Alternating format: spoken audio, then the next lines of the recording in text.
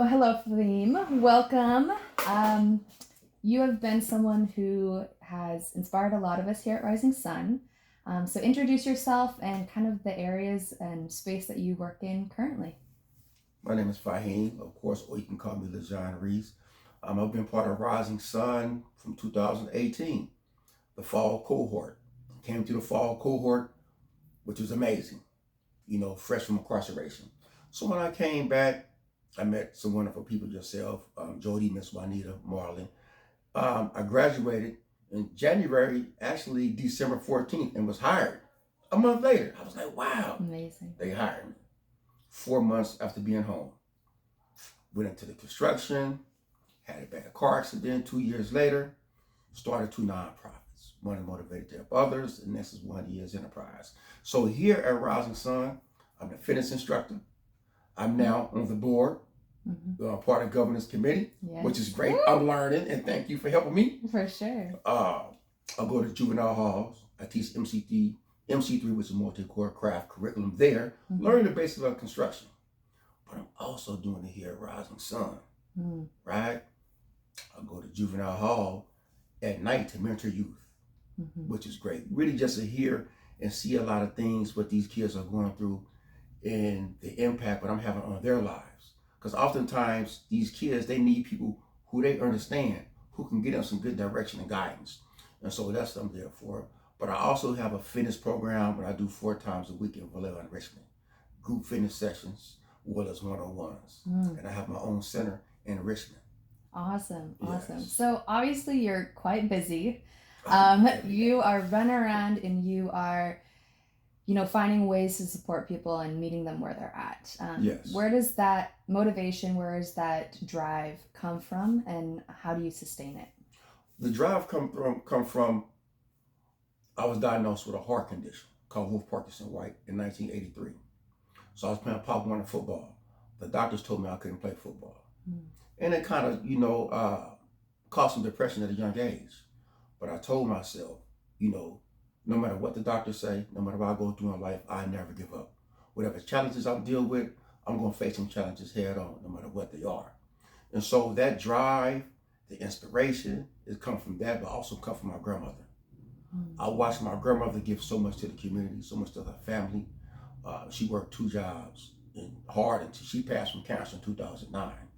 And I told myself when I was incarcerated, actually, she said, listen, baby. She said, baby, I know out of everybody, when you come home, I don't have to worry about you. And I made her that promise. I said, listen, you'll never have to worry about me, right? And I'm going to push hard. And so that drive, that fire, every day, and I think of my grandmother, and from the grace of God. It can't nothing happen without the grace of God. I bust my head on that ground 5 times a day and keep pushing. But also, when I see other people who struggle and going through the same things I did, and I continue to go through. So that's what fires me up every day. When I go to sleep and to wake up, I got to do it for the people. It's not about me. It's for the people. Yeah, and that's very evident in all the work that you do. Thank you.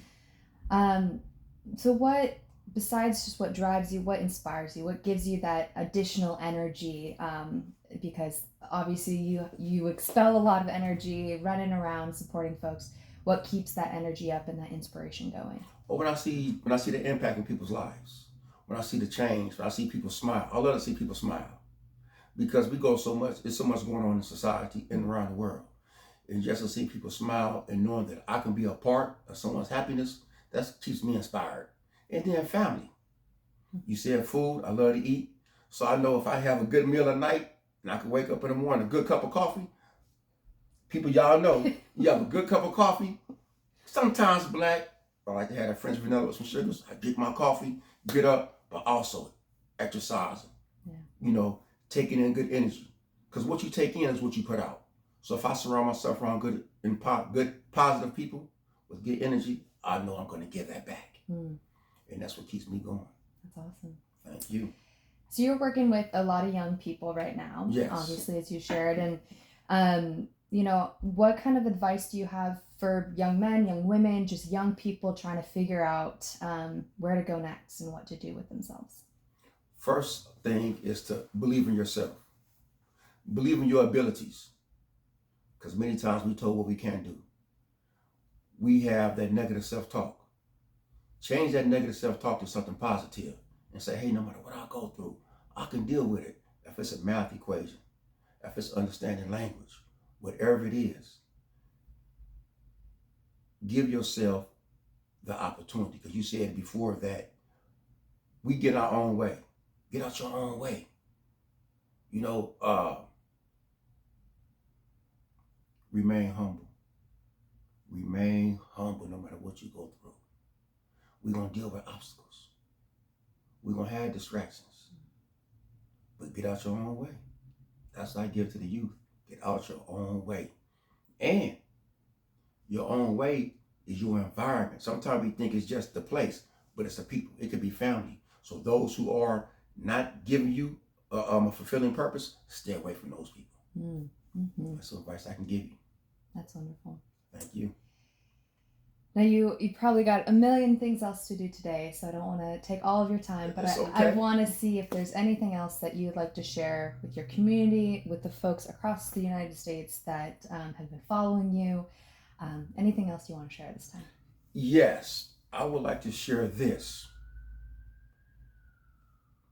And it won't be redundant because it's fact that Rising Sun has come to my life and played a big part of the things that I'm doing now.